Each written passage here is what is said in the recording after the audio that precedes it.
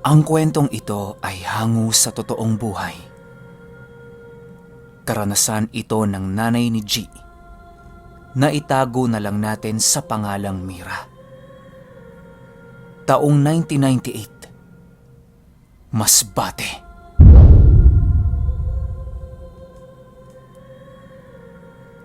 Itong mga panahong ito, kasalukuyang tagapagbantay ng punong itong pamilya nila G.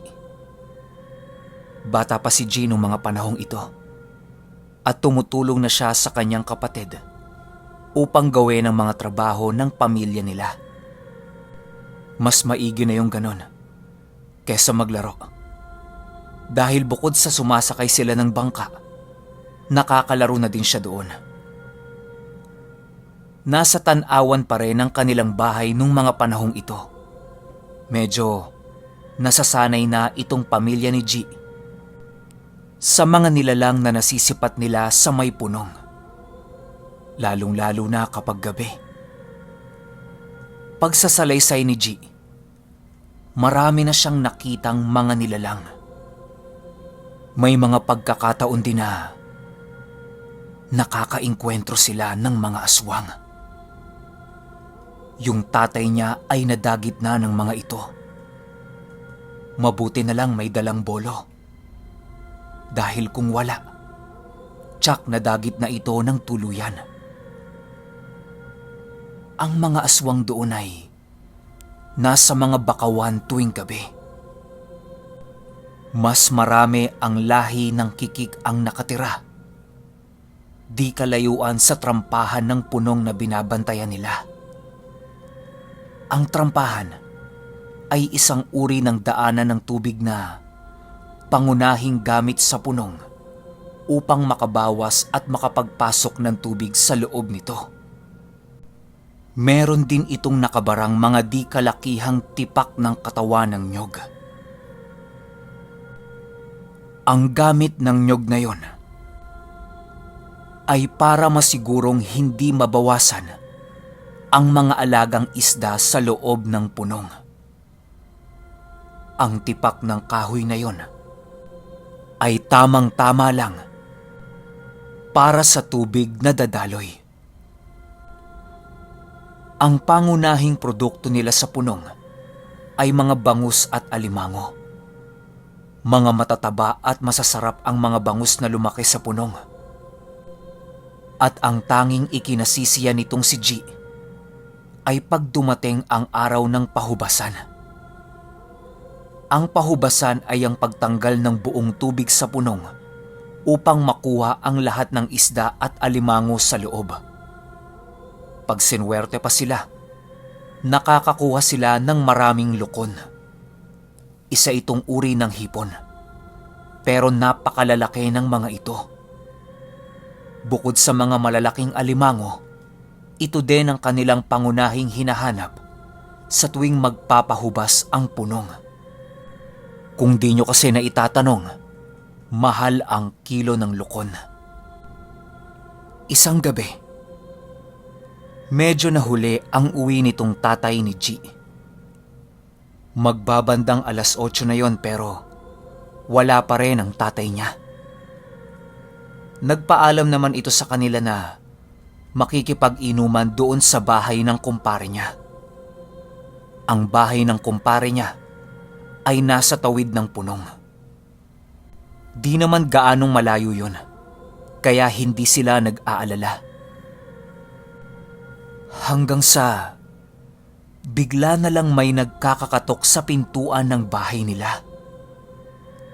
Napakalakas ng katok na yon. Animoy merong hinahabol. Agad naman itong binuksan ng kuya niya at sumambulat sa kanila ang tatay niya na animoy hindi lasing.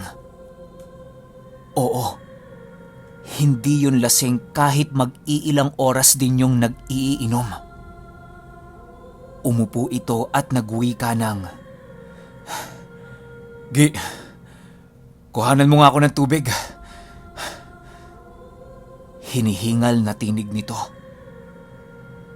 Dali-dali namang tumayo itong si G upang sundin ang utos ng tatay niya. Pagkatapos nun ay medyo kumalma na itong tatay niya. Tinanong yon ng nanay niya at nagsalaysay yun sa nangyari sa kanya. Ayon dito, naglalakad na siya papauwi nang bigla siyang nakasipat sa likuran niya ng animoy napakaliwanag na bagay. Ang tinatahak niya palang daanan ay yung lupa sa gitna ng punong. Diretsyong daan lang yun at walang liko. Nang naaninag niya ang bagay na yun, bigla siyang hindi makagalaw. Medyo malayo-layo pa yun sa kanya. Tinitigan niya talaga ito. Nang makita niya yun, grabeng kilabot ang kanyang naramdaman. Tila ba pati yung sanib ng alak sa kanya napatakbo din at iniwan siya. Ayon sa tatay nitong si G, ang nakita niya ay isang kabaong na lumitaw na merong kandila sa bawat kanto nito. Mabagal lang ang paggalaw nun na animoy inihahatid sa kanyang huling hantungan. Nang malapit na yun sa tatay niya, agad na itong kumaripas ng takbo. Walang tingin-tingin sa kahit anong inaapakan nito. Yung kaninang paekis-ekis na palakad-lakad nitong tatay niya, napalitan yon ng takbo ng hindi lasing. Hanggang sa makarating ito sa kanilang tahanan. Nagulat naman itong sila G habang pinapakinggan ang kwento nitong tatay niya. Isang buong gabi yung hindi nakatulog. Tila ba merong nagbabantay at nagmamasid sa paligid. Makalipas ang 2 linggo, itong nanay at tiyahin ni G ay aalis ng bahay nila ng 10 oras. Ihahatid kasi ang tiyahin niya sa kabilang ibayo ng punong. Kaya walang nagawa ang mag-anak kundi samahan yon. Ang sumama rito ay ang nanay Mira niya, si G, at ang kapatid niya. Yung tatay niya, tumanggi ng sumama. Nagpalusot na lang ito na walang magbabantay sa kanilang bahay. Pero alam naman nilang nadala na yon. Hindi sila dumaan sa diretsyong daanan, kundi doon sa gilid ng punong. Medyo madali-dali kasi kung doon sila dadaan, dahil nasa dulo lang nito ang bahay nitong tiyuhin niya. Naunang naglalakad itong si G, tsaka yung kuya niya. Nasa likod naman itong tiyahin niya tsaka nanay niya. 10 minuto lang ang nakalipas. Medyo nakakalayo na sila sa bahay nila.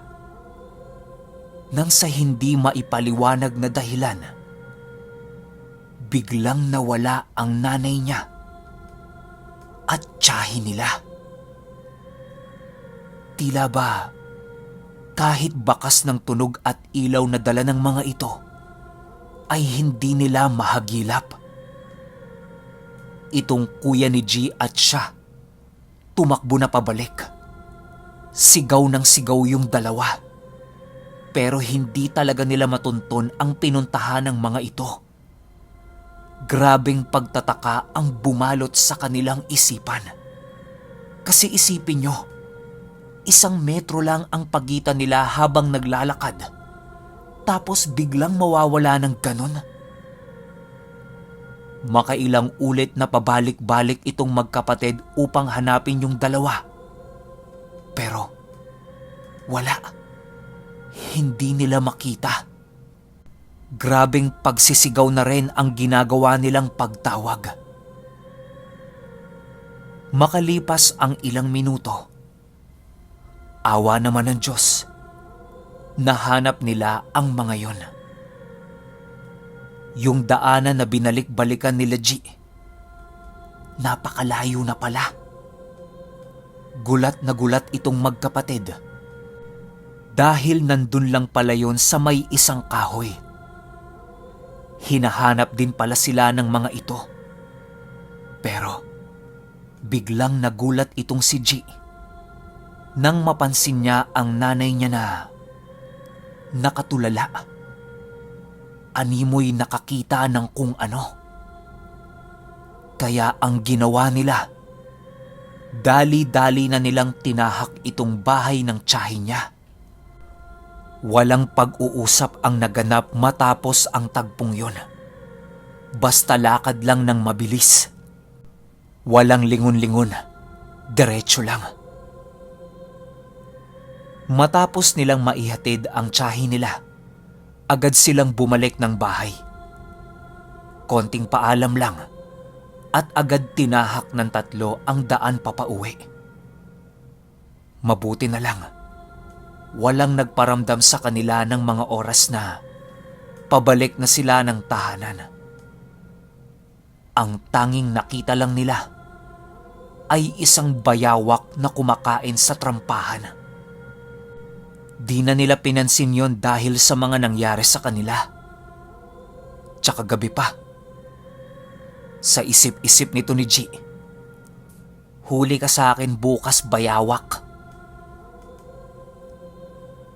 Pagkarating nila sa kanila, nakahanda na ang kanilang pagkain. Kanina pa pala sila hinihintay ng tatay niya. Umalis lang kasi ang mga yon na hindi man lang kumain eh. Ang sabi nila, sandali lang sila. Pagkatapos nilang kumain, napapansin itong ni Gina, di na gaanong pala salita itong nanay niya. Kaya tinanong niya ng, "Nay, ayos ka lang ba?" "Ayos lang ako. Hindi lang kasi ako makapaniwala sa mga nakita ko kanina eh." Pagsasalaysay ng nanay niya sa kanya. Nung mga oras na nawala sila, nakarating pala sila sa isang palasyo ng mga engkanto. Nakapasok sila sa napakataas na palasyong yon. Ang taas ng pintuan na animoy isang higante ang nakatira. Pagpasok niya rito, may nakita siyang isang matipunong lalaki. Napilit inaabot ang kamay niya. Pagkatapos nun, bigla na lang siyang bumalik sa wisyo at nakita niya nga itong sila G. Matapos magkwento ng nanay niya, biglang sumabat itong tatay niya nang, "Sabi ko na eh, buti di ako sumama." Di na nila pinansin yon kasi mukhang na-trauma talaga eh. Hanggang sa makalipas ang isang buwan, naganap na ang pangyayari na muntik ikamatay nitong matandang kapatid ni G. Isang gabi, nakalimutan ng mag-anak na kunin ang pinatuyo nilang mga isda doon sa gitna ng punong, yung sa may daanan banda. Maganda kasing pwesto yon dahil doon lagi nakatama ang init ng araw, lalo pa tuwing tanghali at hapon. Kailangan nilang kunin yon kasi matik pagka umaga mawawala na yun doon. Kaya ang nangyari, nagboluntaryo itong kapatid niyang sumama. Di naman pwedeng hayaan lang yon ng tatay niya. Kaya silang dalawa ang tumungo doon. Di rin naman niya kasi yun kaya mag-isa kasi maraming isda ang naiwanan nilang nakabilad eh. Yung tatay niya nagdala ng bolo. Siyempre dapat handa lang sa kung ano man ang mangyari. Kumain muna sila ng hapunan at dali-dali na silang kumuha ng sako at naglakad na papunta doon. May mga sulu silang dala, tig-isa. Habang naglalakad ang mga ito, napapansin na nilang dalawa ang mga tunog sa paligid. Alam nilang aswang ang mga yon. Kasi huni talaga ng kikik ang kanilang naririnig. Di naman ganun kalakas ang kikik, pero kayang-kaya nitong pumatay ng tao. Bihasa ang angkan ng aswang na ito na dumagit ng mga tao. Kaya nakatuon lang ang atensyon nila sa kung anumang nilalang o hayop ang lumilipad sa langit. Sakto naman nung mga oras na yon, dahil napakaliwanag ng buwan at kitang-kita nila ang paligid. Medyo kampante sila nun kasi madali nilang masisipat ang mga aswang kung sakaling magtatangka ang mga ito na lumusob papalapit sa kanila. Di nila problema ang mga yan dahil sanay na sila sa mga ganyan. Kung tutuusin, mas takot pa nga silang pumasok sa bakawan kesa humarap sa kikik na yan. Noong nandun na sila, habang nagsasalin ng tuyo itong mag-ama, nakakarinig ito ng mga huni ng kikik. Yung tipong pabulong lang. Wika nitong ama niya, "Alerto ka na. Malapit na sila." Yung anak niya tinitigan lang siya. Biglang ibinaba ng tatay niya ang sakong hawak at dali-dali nitong inilabas ang kanyang bolo. Pinagsasaksak niya ang lupa ng walang dahilan. Yung anak naman niya, nagmamadali na ring maipasok ang lahat ng isda sa sako. Walang pakialam kahit magkasugat-sugat ang mga kamay nito. Hanggang sa pagkahawak ng anak niya ng isang tuyo, agad itong tumilapon. Animoy may kung anong nilalang ang nagwaglit rito. Sumigaw yun ng, "Ah! Tay!" Pagkalingon nitong tatay niya, walang sabi-sabi pinuntahan nito ang anak niya. Wala nang takot ang tatay niya nung mga oras na yon. Kahit sinong ama naman, di ba? Lalakas talaga ang loob niyan at tatapang kapag anak na niya ang nakalagay sa bingit ng kamatayan. Pagkapunta niya rito, hindi pa siya nakakalapit. Laking gulat na lamang niya nang makita niya ang isang mataas na nilalang na nakalapit ang muka sa anak niya. Animoy, hinahalikan ito. Biglang may sumugod doon na isang kikik. Anyong uwak yon pero malaki. Agara namang sinapak yon ng nilalang at iniwan ang anak niya habang sakal-sakal ang nasapak na kikik. Pagkatilapon kasi ng uwak, agad hinawakan yon ng nilalang at dali-daling pumasok sa bakawan na animoy lumiit at kalaunay na wala yon. Kahit kaluskos ng puno, wala silang narinig. Sa awa naman ng Diyos, ligtas ang anak niya. Nagtataka talaga itong tatay niya kasi bakit hinila ang anak niya tapos wala ni kagalos-galos sa katawan nito. Napapaisip itong tatay niya habang akay-akay niya ito. Iniwan na nila ang sako ng mga tuyo at dali-dali silang umuwi. Ikinuwento nila yon sa pamilya nila. Pero walang makapagsasabi kung bakit ginawa yon nung malaking nilalang na yon. Paglalarawan ng tatay do ni G, animoy anino lang yon ng malaking hayop o tao. Hindi niya talaga mawari kung anong nilalang yon. Basta ang nakita niyang nakalapit sa mukha ng anak niya ay yung mukha nung anino lang talaga. Time skip tayo. Makalipas ang 5 buwan. Makalipas ang 5 buwan. Inulit ko pa talaga. Yung nanay naman nitong si G ang ginagambala. Engkanto yon, sabi ng manggagamot na kinonsultahan nila. Pero binigyan sila noon ng opinyon na hayaan lang ito kasi hindi naman engkanto sa kaliwa ang nagpaparamdam sa nanay niya. Wala ding bahid ng anumang uri ng masamang gawain yon. Dagdag pa ng matanda. Hindi ako sigurado pero parang gusto ka ng engkantong yon. Ha? Gusto po? Wika ng nanay niya. Gusto kang maging asawa nun. Ang sabi nung manggagamot. Ayon dito, di naman sapilita na kumukuha ang mga engkantong yon kung hindi sila makakakuha ng pahintulot mismo sa tao. Kaya ligtas siya rito, basta tanggihan niya lang ang lahat.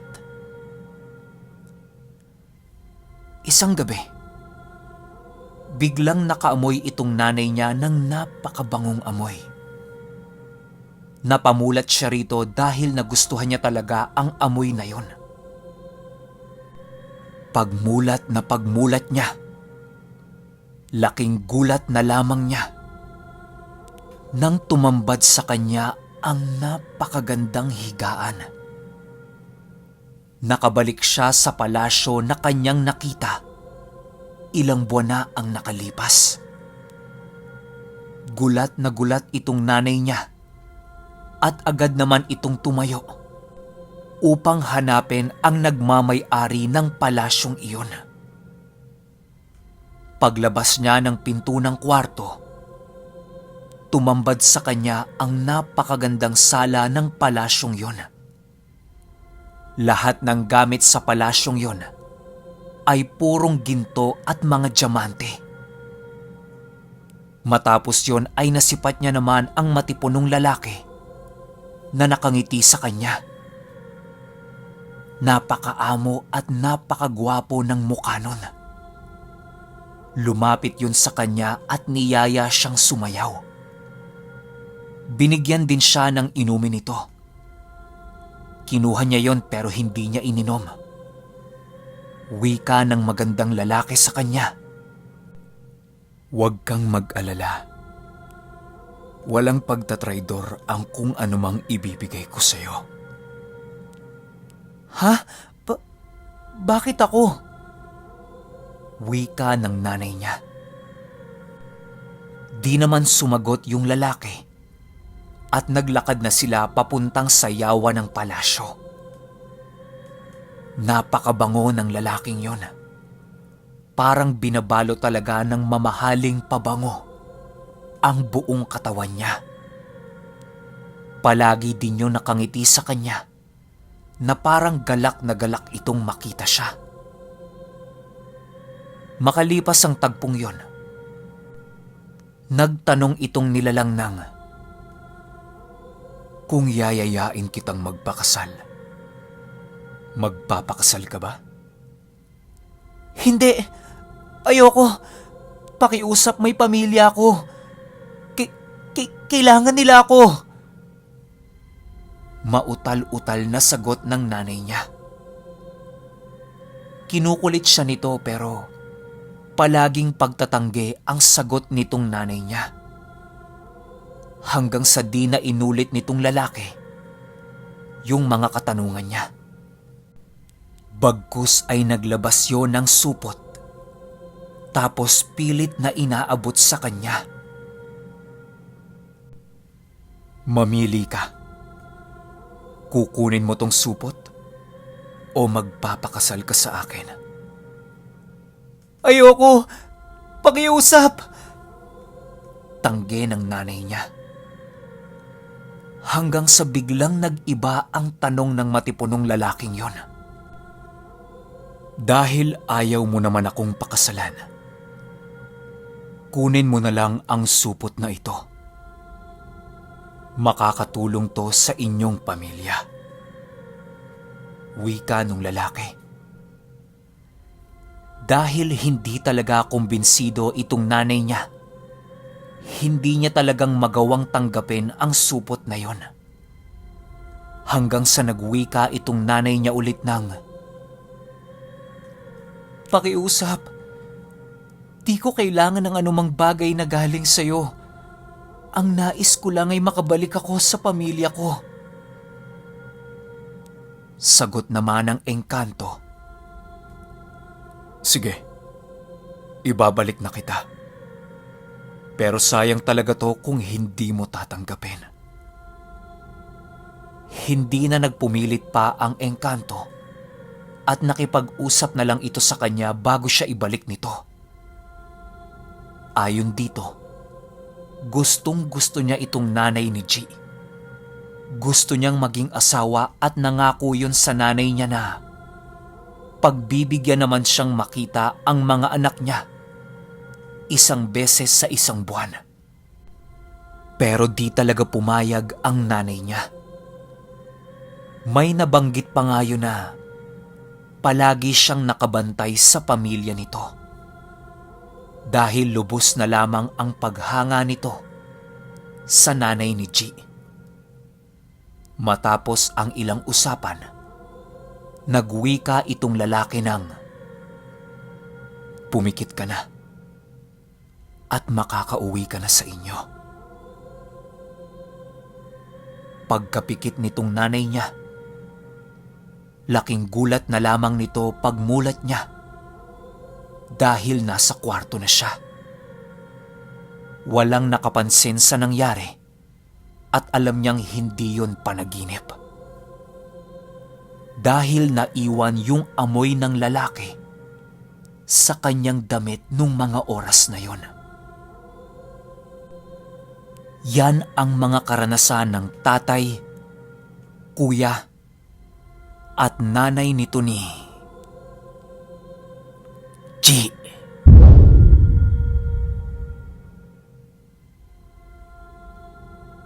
Okay, opinyon ko sa kwento. Guys, tanong lang. Meron ba sa inyong nakakaalam nung kikik? Para kasing ilang beses ko nang nabasa yung kikik pero di ko alam kung anong itsura tsaka kung anong abilidad nito. Ano ba to? Parang wakwak o parang sigbin? Base kasi sa description, uwak na malaki no? Ano yan, magkaiba ba yan sa wakwak tsaka yung kikik? Kung alam nyo naman guys, paki-comment to. At dun sa engkantong nangunguha tapos gustong asawahin, di na bago sa akin yung ganitong kwento. Kasi kung noon pa kayo nakikinig sa akin, alam nyo na ganyan yung kapatid kong babae. Si Ella. Yung mga ginto-ginto, pala-palasyo na yan, nakikita rin niya ng kapatid ko. Yung kwento ko yun tungkol sa Bicol, Virac ata yung title kung di ako nagkakamali. Yun, ganyan, ganito yung karanasan nun. Yung kanya naman, gintong isda, malaking gintong isda. Talagang inaakit siya tapos gusto niyang kunin.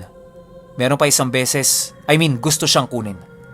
Meron pa isang beses sa Kisaw, dyan sa may Tanay Rizal, nakakita siya ron gintong palasyo. Sa Tagaytay, yung mga patay na puno dun, sa may Highlands ata. Maraming patay na puno dun eh.